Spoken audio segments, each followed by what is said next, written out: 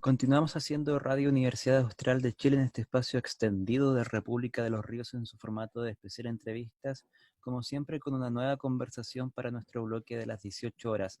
En esta ocasión estamos acompañados de Álvaro Langer, docente en Psicología de la Universidad Austral de Chile, y Luis Cárcamo, docente del Instituto de Comunicaciones también de la Universidad Austral de Chile, para conversar acerca de un proyecto internacional realizado con la pandemia que estamos viviendo, no solamente a nivel país, sino a nivel mundial, llamada SICOVID-19, donde nuestros invitados nos estarán comentando algunos detalles y precisamente para comenzar esta entrevista, profesor Luis, preguntarle algunos antecedentes generales de este proyecto internacional. Eh, Hola Alejandro, hola Antonio y hola a quienes nos escuchan a través de la radio Watch. Agradecer el espacio de divulgación también que esto propicia. Bueno, te cuento, en este proyecto, al menos desde Chile, hay académicos de la Universidad Austral, hay académicos de la Universidad de Concepción, de la Universidad Santo Tomás también en Santiago de Chile. Y es un proyecto, como tú bien decías, internacional, hay más de 50 instituciones. A nosotros nos llegó la invitación desde España, particularmente desde la institución que ha funcionado como líder de esta investigación, que es la Universidad Autónoma de Barcelona, el Departamento de Psicología Básica. Y ellos harán, no sé si Álvaro me puede corregir, también nos acompaña Álvaro Langer, como tú decías, que es colega del Instituto de Estudios Psicológicos de acá del Austral. Por ahí, por mayo o junio, se nos empezó a invitar a esta iniciativa. Eh, claro, como te decía, liderada por la Universidad Autónoma de Barcelona, el Departamento de Psicología. Allí Tony Sanz nos contactó eh, y, y partió desde cero, o sea, desde la elaboración del cuestionario. Se propuso un cuestionario base, pero ese cuestionario se puso en común para los distintos académicos que eran invitados al proceso, y uno podía incluir o incluir nuevas preguntas o sugerir cambios en las preguntas ya existentes. Obviamente cada una de esas preguntas estaba basada en algunos instrumentos anteriores, es como un mega mix de instrumentos de test de experiencias psicosociales.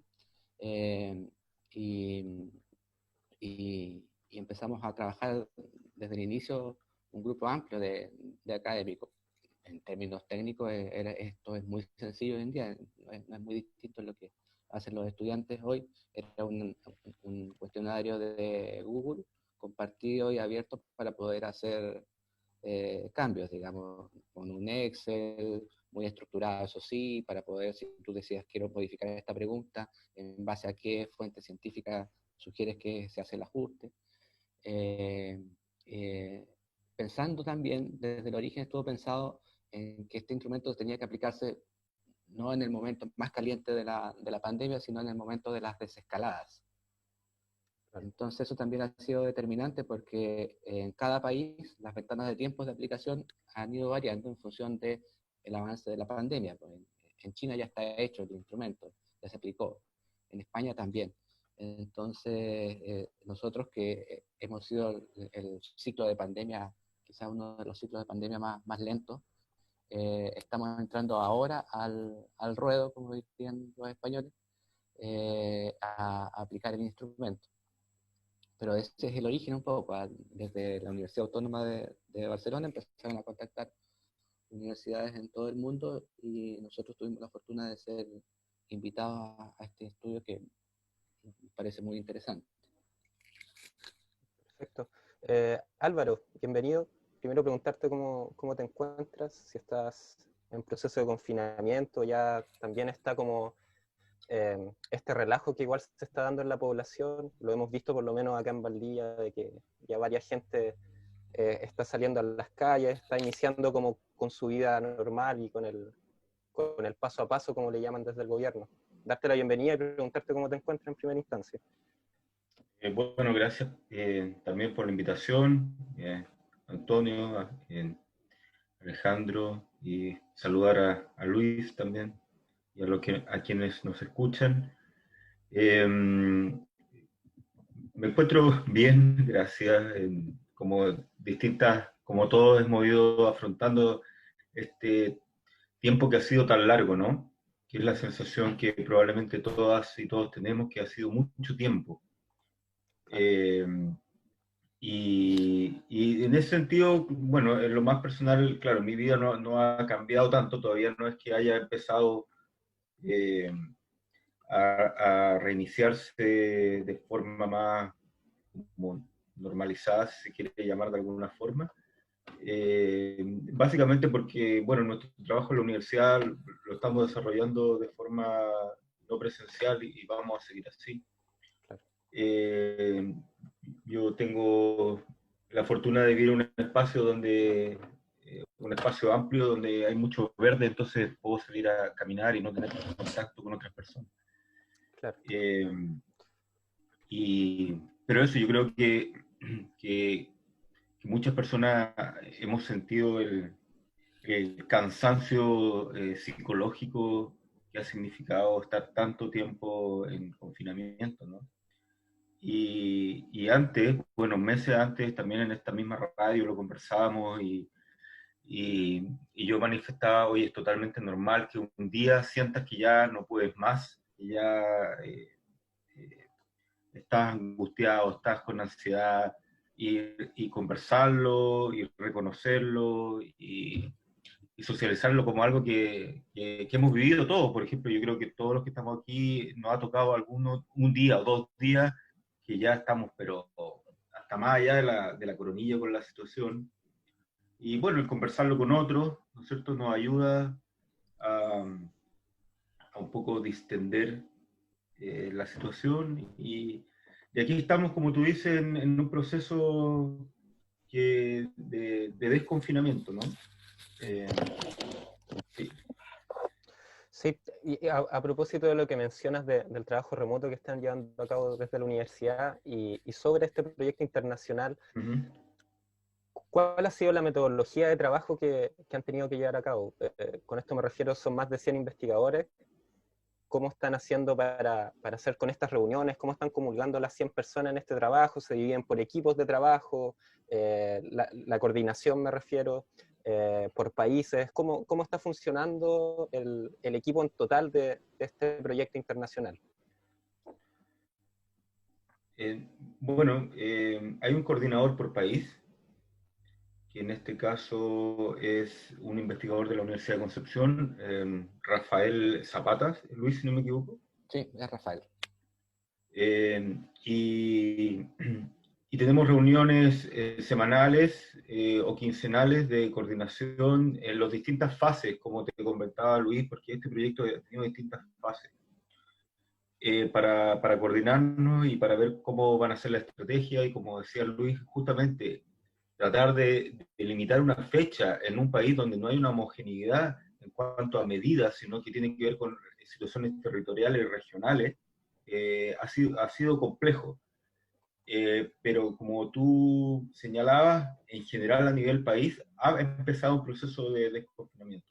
Entonces, en la apertura del proyecto, la apertura para que todas las personas puedan contestar, comenzó el lunes pasado, ¿no? Si no me equivoco, el lunes 17.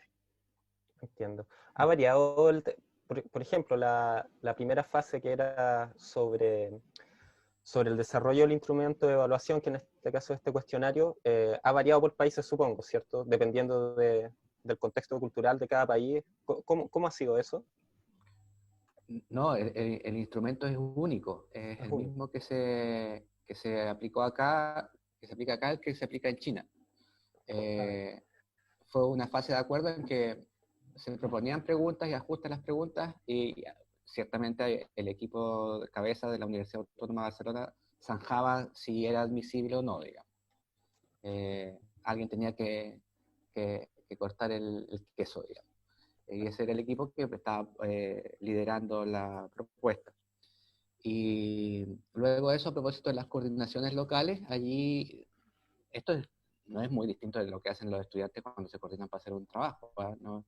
Es Google Drive y un grupo de WhatsApp en el que compartimos las inquietudes y nos ponemos de acuerdo para reunirnos, como bien decía Álvaro, y vamos tratando de gestionar cosas, porque una vez que el instrumento ya quedó definido y se empezó a aplicar en el mundo, ya lo que para nosotros es relevante era definir, como bien decía Álvaro, cuándo decidíamos que era la ventana de captura de datos, que empezó el lunes 17 y termina el próximo domingo, no este domingo, sino que el subsiguiente, perdón, y cómo lo íbamos a hacer, qué rol iban a tener las universidades, cómo se podría tratar de conseguir una captura de datos homogénea, pese a que esto esté definido por la virtualidad, y ese tipo de inquietudes, digamos, qué agentes íbamos a buscar para que nos apoyen en la difusión. Por ejemplo, aquí buscamos el apoyo de la Seremi de Ciencia, de la Seremi de Salud y del municipio local, que está divulgando en sus redes sociales también la encuesta. Sí. El objetivo de este proyecto internacional es conocer los efectos psicosociales en las personas mayores de edad, por lo menos acá en nuestro país, sobre los 18 años. Y ya lo mencionaba el profesor Langer al inicio de su intervención, acerca de alguna pequeña hipótesis, pero ¿qué hipótesis ya a nivel más general puede tener sobre este aspecto, sobre los efectos psicosociales que la pandemia puede causar en nuestra población? Profesor Langer. ¿La hipótesis de proyecto te refieres? O... Hipótesis personal que puedas tener acerca de estos efectos que puedan ocasionar la pandemia.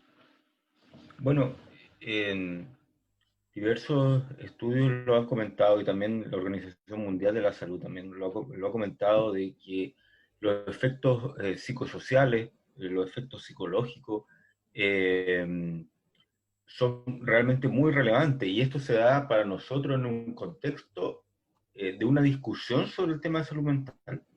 Y creo que eso es muy relevante porque vemos cómo este año la salud mental en Chile ha cobrado un impacto y una potencia que antes no se veía y que muchas personas veníamos muchos años tratando de que esto fuera tema.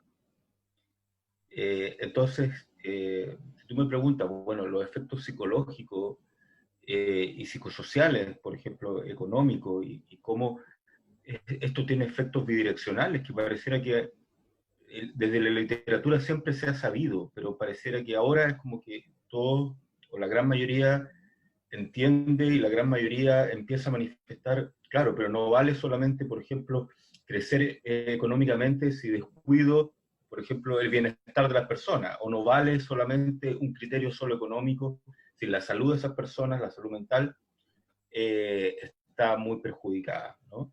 Entonces, más en concreto, lo que se ha visto es elevados problemas de ansiedad, elevados problemas del sueño,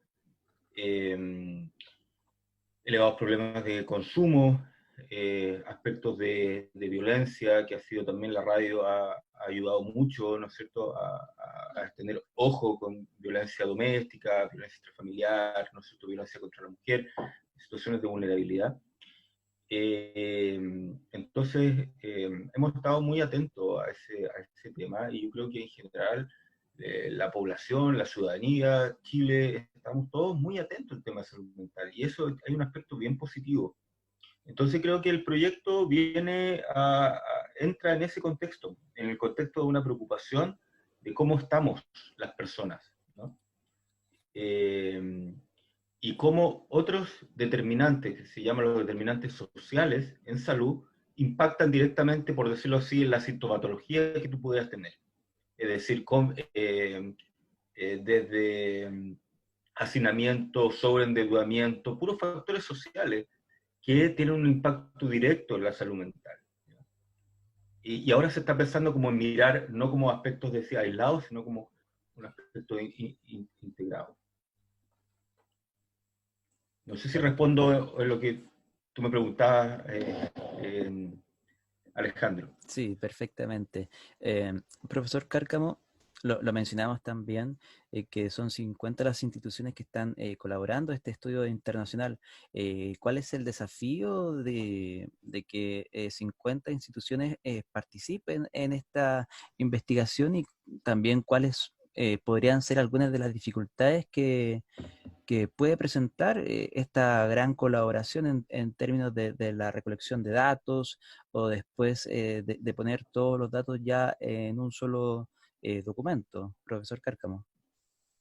Mira, la idea en el fondo, bueno, también esta investigación tiene un énfasis o un asentamiento en la idea de datos abiertos. ¿Ah? Nosotros estamos construyendo la base de datos y la base de datos va a quedar pública para análisis nuestro, pero también para análisis de otras instituciones a posteriori. Entonces, este equipo de 50 universidades, eh, en esta estructura anidada, de tener un coordinador nacional, que se conecta con la Autónoma de Barcelona, eh, eh, es una estructura más bien piramidal, si se ve, muy colaborativa, pero igual hay un ejercicio piramidal. Y una vez que estén los datos recabados, efectivamente los equipos verán entre quiénes se coordinan, no está definido el modo, digamos, ni quién va a ser socio de quién, para comparar los datos entre sus países, digamos. También va a depender del éxito que tenga la toma de muestras. Hay países, por ejemplo, que ya cerraron, y cerraron muy bien, por ejemplo, Colombia cerró con algo así como 15.000 datos, 15.000 encuestas, respuestas completas, digamos.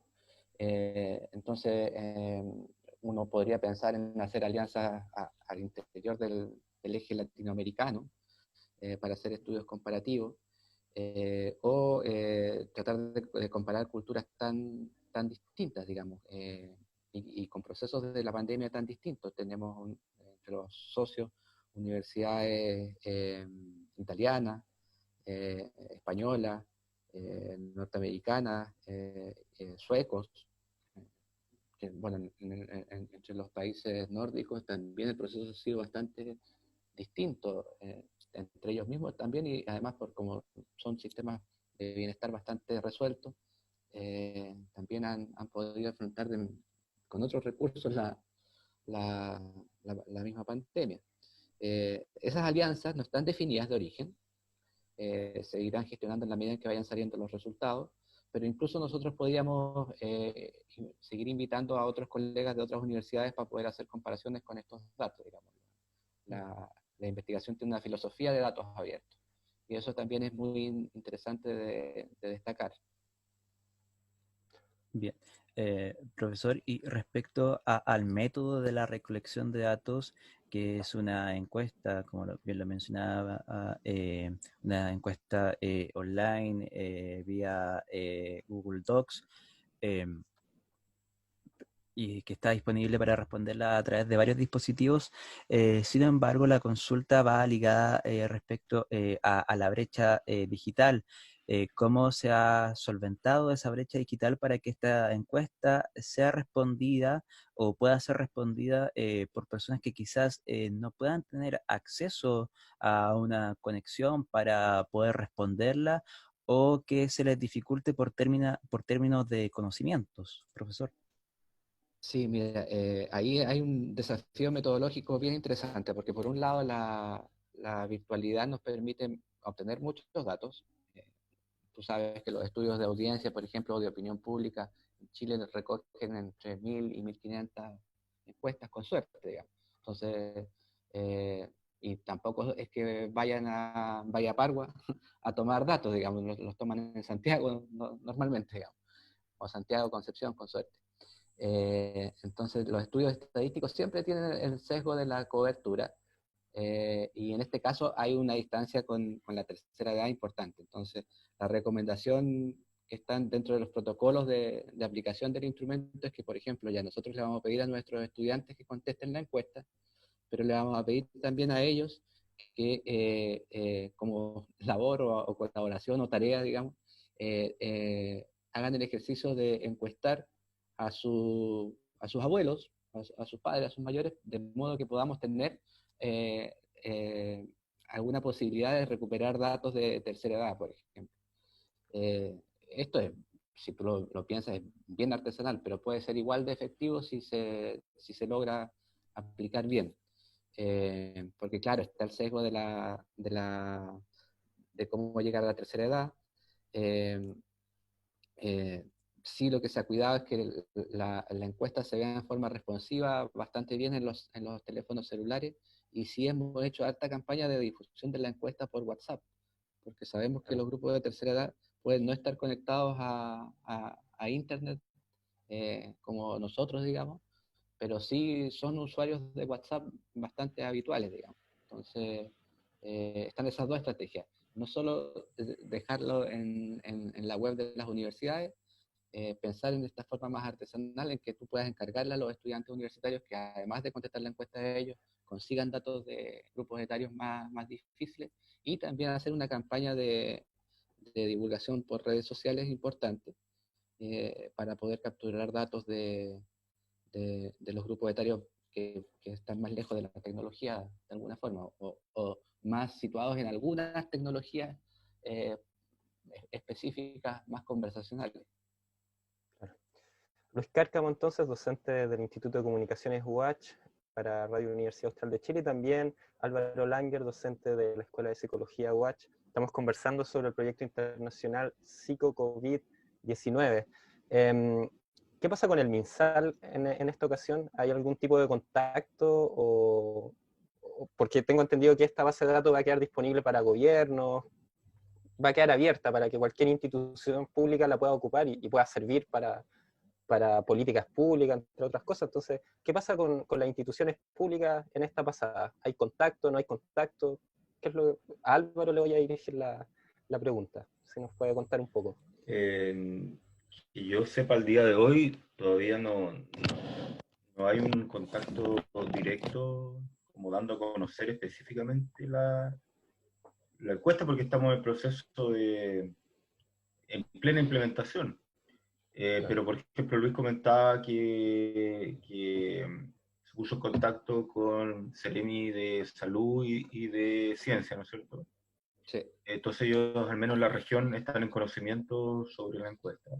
Y yo creo que nos plantea un desafío interesante, o sea, una tarea, digamos, interesante de por qué no dar a conocer más específicamente una vez que esté finalizado, y preocuparnos de que llegue a, uno dice, a los tomadores de decisiones, ¿no? Claro. Los resultados, y así que al menos yo lo tomo como Antonio, como una interesante y necesaria actividad que tendríamos que hacer. Así que gracias por la sugerencia, la verdad. Y Álvaro, y a propósito de lo que nos comentas, y tú desde tu profesión has visto por lo menos un cambio de tratamiento en el área de la salud mental por parte de las autoridades en este último tiempo, o sigue siendo dejada al margen? Con esto me refiero con las políticas públicas que se han ido implementando y todo lo que hemos visto en las noticias.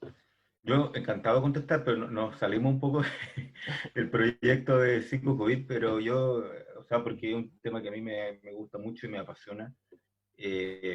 Así que bueno, voy a tratar de ser breve, me cortan si me extiendo mucho.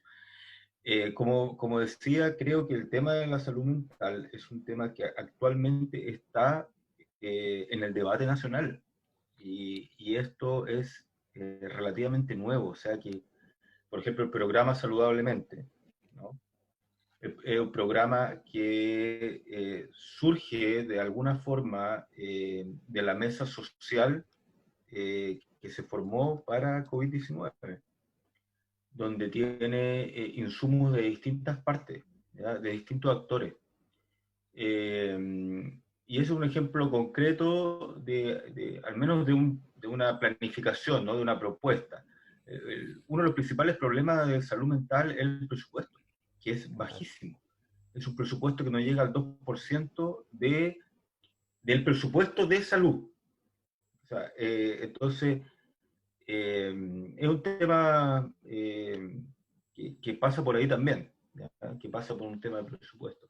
Pero como preocupación creo que es muy relevante que todos nos empecemos a preguntar, bueno, la salud mental, y debo decir que ustedes como estudiantes han puesto este tema sobre la mesa hace varios años ya, ¿ya?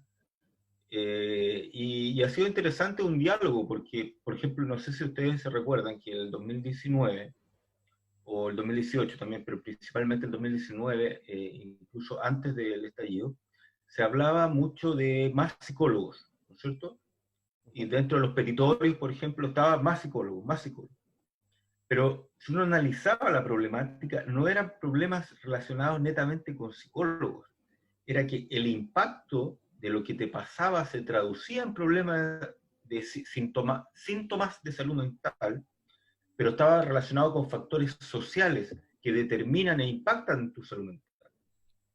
Por ejemplo, temas de vivienda, temas de transporte, un montón de aspectos que no se iban a solucionar teniendo más psicólogos. ¿Ya? Y tampoco se iba a solucionar desde una atención paliativa. ¿Ya? Entonces ahí ha surgido todo lo que es la promoción de la salud, la promoción de las habilidades socioafectivas, socioemocionales, como una actividad principal de la universidad. No como el hecho del tratamiento, sino cómo aprendemos nosotros en general a convivir con nosotros mismos y con los otros. ¿Ya? Entonces, Claro. creo que de una u otra forma, no sé si, o sea, de la política pública sí, creo que al menos hay un cambio de mirada, ya que a lo mejor en 6 meses más, en un año, podemos evaluar si eso realmente se ha traducido en cosas más concretas, específicas. Pero como tema, ustedes que estudian la comunicación, como tema, eh, creo que ahí sí hay un cambio, de poner el tema sobre la mesa. No sé Claro. cómo lo ven ustedes, Sí, pero... un tema central, de hecho. No, de hecho, tratar de relacionar esta vinculación por parte de las instituciones públicas con el proyecto, porque uno de pronto esperaría que proyectos tan interesantes como estos, que buscan develar un poco cuál es la situación de la salud mental en el país, sean apoyadas más fuertemente por parte de las instituciones pertinentes. Uno esperaría, en términos de difusión, si es que ya no se puede con la infraestructura, porque se ven superados por las distintas cosas que están pasando en el país, pero por eso quería llegar un poco hacia allá la discusión. Pero a propósito de lo que estamos conversando y sobre que esto ya ha sido aplicado en otros países que van como en bajada respecto al tema del COVID, en términos como de trastornos de ansiedad o de depresión, ¿se va a estar viviendo o ustedes detectan que va a haber como un oleaje respecto a esto? Por ejemplo, en España lo que está pasando es que nuevamente están habiendo muchos contagios. Hoy día, por ejemplo, se registraron 8.148 nuevos casos en España, entonces se está viendo una oleada nuevamente que va hacia un nuevo pic que tiene que ver con un rebrote. Entonces la pregunta va a centrar es que si van a existir rebrotes también respecto al tema de la ansiedad y la depresión a nivel mundial hasta que no haya una cura para el COVID. Y llevándolo también acá con el tema del proyecto que se está aplicando ahora en la bajada en Chile, ¿cierto? Pero si esto si tenemos un rebrote nuevamente, se van a disparar los índices de depresión, si va a variar mucho el tema de la encuesta. Mira, voy a partir yo contestando y espero que Álvaro también después sea más técnico. Como ustedes saben, mi origen es la comunicación social, pero yo hice el doctorado en el Departamento de Psicología de la Autónoma de Barcelona. En realidad por eso fui invitado, porque soy alumno desde allí. Entonces, y mi trabajo de tesis tenía que ver con psicología social y comunicación en redes, digamos. Entonces voy a dar una opinión menos experta que la de Álvaro, pero puedo atreverme a plantear algunas cosas. Yo creo que las determinantes culturales tienen mucho que ver en esto, digamos, e incluso microdeterminantes culturales. Voy a ser bien, voy a plantear un ejemplo bien personal, digamos. Por ejemplo, mi padre vive en el borde antes de entrar a Chiloé, en Bahía Pargua, y estos días entró el COVID al pueblo a través de una envasadora de productos del mar que se contaminó, la cerraron, pero la gente entró en pánico, mucho rumor, y hasta ahora ya se despejó un poco porque llegaron los resultados de las PCR. Entonces los niveles de ansiedad también tienen que ver con esos procesos, pero la cultura tiene mucho que ver con la actitud de las personas. Por ejemplo, en la cultura chilota no, es un pecado venial no ir a un funeral.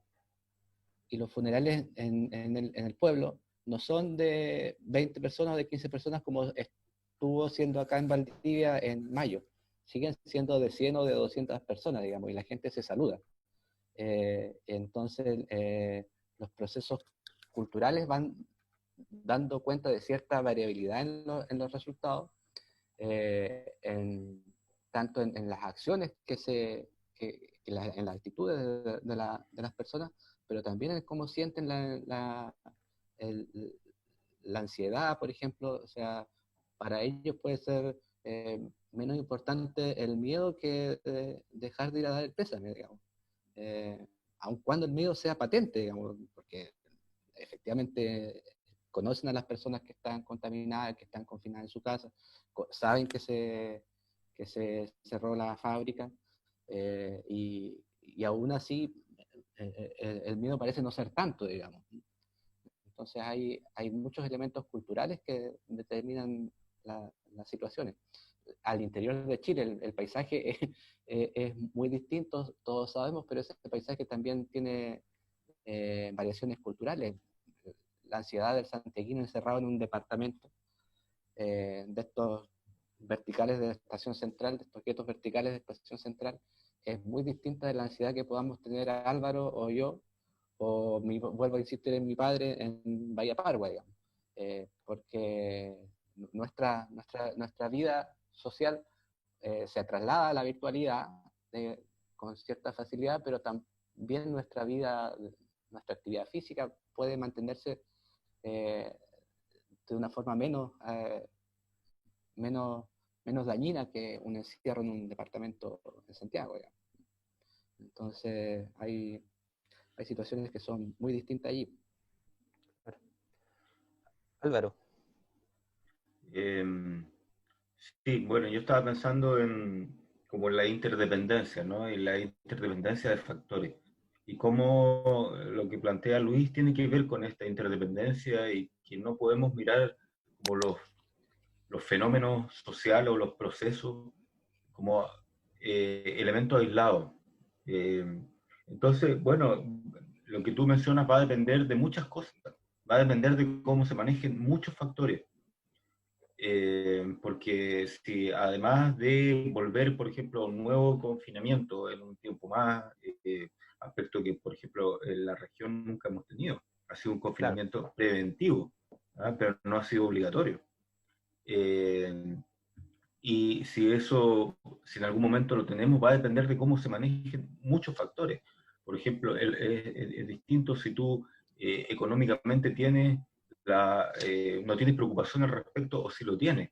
O sea, a lo que quiero decir que los síntomas, los problemas de salud mental a veces son como la punta del iceberg, pero que si uno mira más hacia abajo, hay una serie de factores que se traducen en eso. Entonces va a depender mucho cómo se manejen las políticas públicas para responder lo que tú dices. Uno individualmente cuando colapsa, cuando siente que las competencias que tiene para afrontar los problemas está desbordado. No puede afrontar la demanda o el estrés que se le viene encima.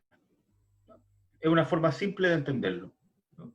La cantidad de estrés es más de lo que yo puedo manejar. Entonces, ¿cómo podemos aminorar ese estrés?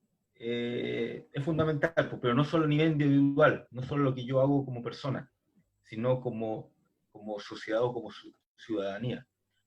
Y yo creo que ahí el rol que nosotros tenemos como universidad no es menor, de apoyar de distintas formas. Y se ha estado haciendo, se ha estado haciendo, no es que yo esté haciendo promoción de la Universidad Austral, porque obviamente quedan muchas cosas que hay que seguir trabajando, pero hay varias cosas que se han ido haciendo, hay distintos programas. La radio ha tenido un rol, yo creo, muy importante en ese sentido. Pero entonces, depende de muchos factores, ¿ya? y depende cómo se manejen esos factores. Por eso también todo el mundo científico ha estado tan alerta respecto a las medidas que ha tomado el gobierno, porque tienen impacto en la salud, ya sea física o mental. Entonces tenemos que estar atentos, tenemos que estar alerta y trabajar en la medida que también se nos requiera apoyo, ¿no? De orientación, apoyo de manejo. Sí. Alejandro. Parte de la encuesta trata y pregunta sobre los hábitos que tienen las personas con las medidas de seguridad frente al COVID-19, uso de mascarilla, lavado de manos, distanciamiento físico, entre otras. Y la pregunta va ligada a lo siguiente, porque desde el inicio de esta pandemia, de este confinamiento, en algunos lados obligatorio, en otros lados ya una decisión más de carácter personal, han habido personas o movimientos o agrupaciones que niegan la existencia del COVID-19 y también se niegan al uso de la mascarilla y todas estas medidas de seguridad que se han imponido a nivel mundial. Entonces la pregunta es la siguiente: si todos estos movimientos, por ejemplo, en España fue viral esta marcha anti-mascarilla que fue convocada por una persona bastante conocida, es preguntar si todas estas actitudes, como hacer el llamado al no uso de la mascarilla, son factores o son también causa de los efectos psicosociales que ha tenido la pandemia en la sociedad. El profesor Langer, sí, nos puede responder acerca de eso. Para O darle profesor un Luis. poco de tiempo a Álvaro, porque son preguntas bien técnicas, quizás sería bueno recordar a los auditores dónde puede llegar a la encuesta por sus propios medios. Tenemos una cuenta de Twitter que es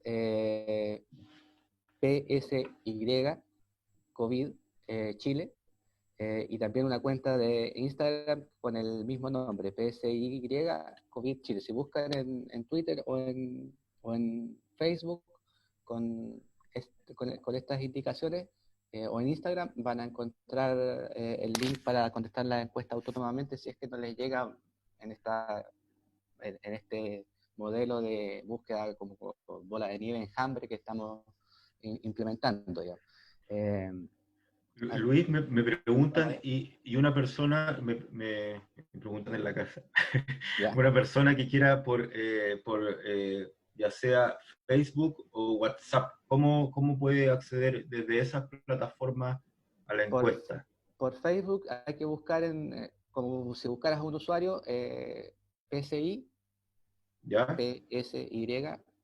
COVID Chile, y vas a llegar al fanpage, al grupo de Facebook. Y lo mismo por Twitter y por Instagram. Uh-huh. Por WhatsApp no hay, como WhatsApp es una red social de otro carácter, no hay una posibilidad de... Ahí solo te lo tienen que enviar. Lo tienen que invitar, digamos. Igual Ya. mencionar que no se vaya a asustar la gente, porque nosotros vimos el mensaje de WhatsApp y cualquiera podría decir esto es una fake news, porque en el momento peak del COVID acá te llegaban mensajes que 50 universidades de tal país dijeron que la mascarilla no había que ocuparla nunca más. Entonces se dieron varias cadenas como de este tipo de profesionales a través de WhatsApp, como para recordarle a la gente que nos está escuchando y nos está viendo que no se asuste si le llega un mensaje acerca de... Claro, hay que... sabemos que también eso es un enemigo, digamos, es una posibilidad ocupar WhatsApp como vía de difusión, pero también hay un enemigo allí porque circula mucha información falsa. Pero puestos a tratar de conseguir datos, teníamos que usarlo, porque particularmente es la red que rompe en buena parte la barrera etaria, entonces teníamos que poder usarla. Hasta el próximo domingo está... Subsiguiente, ¿cierto? Entonces pasamos hasta el 6, hasta el 30 de agosto. Sí, 30 de agosto. Sí, de todas formas, en la descripción de la entrevista, en nuestro formato de redes sociales, va a estar ahí el enlace directo para aquellos que quieran acceder a a Eso la es de encuesta, mucha sí. ayuda, que efectivamente los medios coloquen los mensajes de invitación, porque en alguna medida eso también blanquea la posibilidad o da confiabilidad al mensaje. Perfecto. Sí, Sí. voy a, sumado a eso, creo que también es interesante lo que mencionaba Alejandro, que la encuesta no solo pregunta por el impacto, por ejemplo, en cuánta ansiedad te ha producido o cuántos problemas de sueño, sino también aborda otra área y también aborda justo el proceso de desconfinamiento, también aborda cuánto ha mermado tu actividad física. O sea, hay una serie de preguntas que no solamente a nivel como psicológico únicamente, ¿ya? Y eso también lo diferencia un poquito de otras encuestas que han existido durante estos meses y que está hecha por un equipo interdisciplinario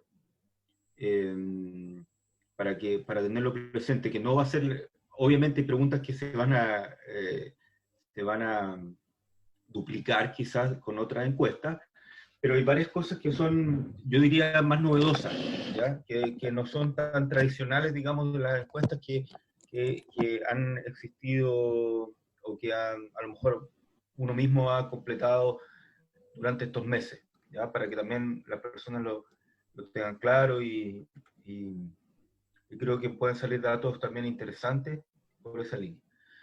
En relación a lo que me preguntabas, la verdad, es difícil saber lo que tú mencionas, ¿no? Porque es como que si hay un rasgo anterior psicológico que explique de por qué esas personas, digamos, están en esta campaña, o si es producto de que ya acumulé tanta tensión que empecé a decir, esto no puede ser, y es muy difícil saberlo, la verdad.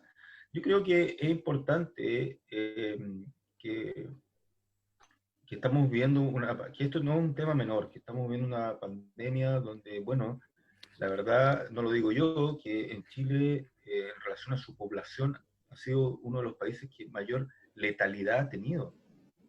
Eh, entiendo que esto es así, Luis, no sé, Sí, sí, no es que me equivoque. sí. Y por lo tanto, hay que ser muy serio en este punto, ¿ya? Al día de hoy, creo que es importante lo que es basarse en la evidencia. Y no por un carácter de objetividad, no por un carácter que yo diga yo soy un objetivista, no sé si, ¿ah? Y lo subjetivo lo dejo fuera, para nada, yo trabajo con la subjetividad. El punto es que nosotros tenemos que basarnos en evidencia científica. Porque no solamente lo que a mí me parece, ¿no? Y si hay medidas sanitarias que al día de hoy se lo promulgan las instituciones que están destinadas a eso, el llamado, por supuesto, es a cumplirlo. No puedo, creo que se cae en una irresponsabilidad que puede ser letal, así de importante. O sea, y creo que bueno que estamos conversando este tema que al final ha sido más que la encuesta en sí misma, pero creo que puede ser una motivación para también completar la encuesta, que tener distintos tipos de datos y trabajar en base a datos y no a lo que yo pienso o a mis creencias es la clave. Y acá tenemos en Chile muchos programas que no se evalúan, que no sabemos cómo funcionan y lo repetimos año tras año y no tenemos idea del efecto que esos programas tienen. Entonces ahí también las universidades tenemos un tema menor. Entonces, un tema mayor, perdón. Alejandro, no te puedo contestar directamente esa pregunta, pero sí con lo que menciono de la relevancia del trabajo a través de datos y basado en la evidencia y no solo en creencias. Y como decía Álvaro, también datos de distinto tipo para poder armarse un mapa general. Pues, en la encuesta se pregunta a quién le cree más usted, al gobierno, a las autoridades sanitarias, a sus vecinos. También pregunta qué tanto usted ejecuta las siguientes acciones: se lava las manos, usa guantes. Para mí la pregunta más importante es la pregunta más social, que es un detalle. ¿Qué tanto usted se siente capaz de de hacer recomendaciones a sus conocidos? Para mí esa pregunta es axial, porque si ese índice fuera alto, seguramente estaríamos ante una comunidad que es capaz de autoprotegerse, digamos. Pero en este proceso uno mismo dice, ya yo, lo primero que hace el sujeto es, una vez que toma conciencia real, es cuidarse mucho, digamos. Tengo amigos que no han salido de su casa, que se lavan la mano incluso estando dentro de la casa muchas veces al día sin tener contacto con nada. Pero el ser capaz de transformarse en un pequeño promotor, efectivamente es importante. Es como transformar, construir un virus social, educativo o educomunicativo, que permita darle en alguna medida algún tipo de inmunidad social a las comunidades. Claro. Perfecto. Profesor Luis Cárcamo, docente del Instituto de Comunicaciones, y Álvaro Langer, docente de la Escuela de Psicología UH para Radio Universidad Austral de Chile, hablándonos de este proyecto internacional, sí, COVID-19. Les reiteramos a las personas que nos están escuchando y que nos están viendo también por nuestras redes sociales, que el grupo lo pueden encontrar en Facebook como PSY-COVID Chile, y ahí ya va a poder encontrar toda la información para que pueda contestar esta encuesta, la importante encuesta para saber qué es lo que está pasando a nivel de salud mental acá en el país. Les agradecemos por el contacto, los queremos dejar con las últimas palabras para que puedan quizás invitar, recalcar la importancia de este estudio. Vamos a estar atentos y atentas también a los resultados que arrojen. Va a ser súper importante también saber lo que está pasando acá en Chile respecto al tema del COVID, y sobre todo en estas fechas, para ver qué es lo que nos dejó estos meses intensos de la pandemia, para ver si provocó mucho daño o no, para ver qué es lo que está pasando con la sociedad. Hemos visto cosas a través de los medios de comunicación, ahora, sobre todo ahora último con el tema del 10% de que la gente se estuvo como un poco despreocupando. Esa es como la impresión que uno tiene, ¿cierto? Pero quizás con este estudio vamos a tener muchas más certezas que dudas, así que vamos a estar muy atentos a eso. Profesor Luis, le quiero dejar con el último minuto, si quiere enviar saludos o recalcar nuevamente algo sobre este proyecto. No, lo primero es agradecerle a ustedes y a la radio la posibilidad de funcionar como canal de difusión de este tipo de iniciativas, con que ustedes pongan también en sus redes sociales las páginas de Instagram, de Twitter y de Facebook, nos ayudan muchísimo. Si alguno de los auditores que está escuchando quiere transformarse en un divulgador de la iniciativa, también puede simplemente adherir a esas redes sociales y luego desde su red social poder invitar a sus vecinos, a sus familiares a contestar la encuesta. Todo eso nos sirve. Este es un diseño metodológico abierto por las condiciones que hay, digamos, y eso no siempre es pérdida de rigor metodológico, sino que hay que tratar de sacarle provecho a esa diferencia. Agradecer en general y invitar a la gente a tratar de adherirse a esas redes sociales, a las redes sociales del proyecto, y poder ayudar en la divulgación. Perfecto. Álvaro. Me sumo a la invitación a contestar la encuesta y a reenviar la encuesta a otros conocidos, contactos, y también señalar que la encuesta tiene varias aprobaciones del Comité de Ética, tanto en el extranjero como también acá en Chile. Así que se puede estar tranquilo con esa situación. Y al menos quedar disponible para que nos volvamos a juntar en un tiempo más, a analizar los resultados, a comentar los resultados con la comunidad, y a seguir esta conversación que se ha dado muy interesante entre como la comunicación propiamente tal, y la psicología o las ciencias de la comunicación, ¿no? Así que feliz de eso. Perfecto. ¿Un estimado de fecha para cuando estén los resultados? ¿Aprox manejan una fecha así como tentativa por lo menos? Luis Yo o Álvaro. me voy a lanzar, pero no está tan Juéguesela. calendarizado, digamos. Sí. Pero yo supongo que después de Fiestas Patrias van a haber resultados preliminares. Sí, estaba pensando lo mismo, como 3 semanas, un mes, como a Sí. fines de septiembre. Sí. Van a haber resultados preliminares, ya un poco procesados, y como decíamos anteriormente, cada uno de estos datos que son valores, digamos, tienen que también analizarse no solo en sí mismos, sino que a la luz de lo que conocen los investigadores de base, digamos, porque el contexto chileno lo conocemos quienes hemos vivido acá, parcialmente siempre, y es importante a esos datos ponerle ese contenido también.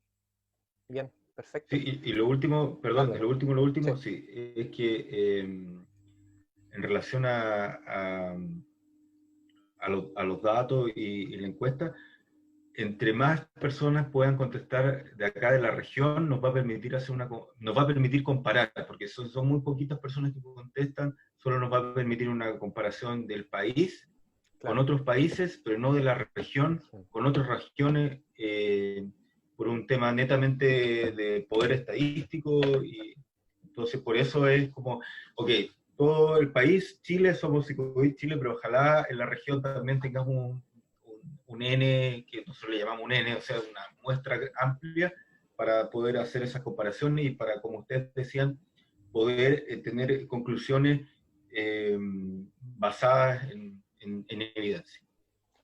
Perfecto. Bueno, entonces le agradecemos nuevamente, le recordamos a la gente que nos está escuchando por la 90.1 FM que nos reencontramos mañana con un nuevo República de los Ríos desde las 8:30 de la mañana, Víctor Godoy junto a Miguel Ángel Millar. Y también recordar que este viernes 28 de agosto desde las 19 horas vamos a celebrar los 61 años de Radio UH con un conversatorio El siglo de la radio universitaria. Así que para que estén atentos a nuestro día de aniversario, 61 años, así que estamos muy, muy felices por eso. Les agradecemos y nos volvemos a encontrar mañana. Chau, adelante estudio.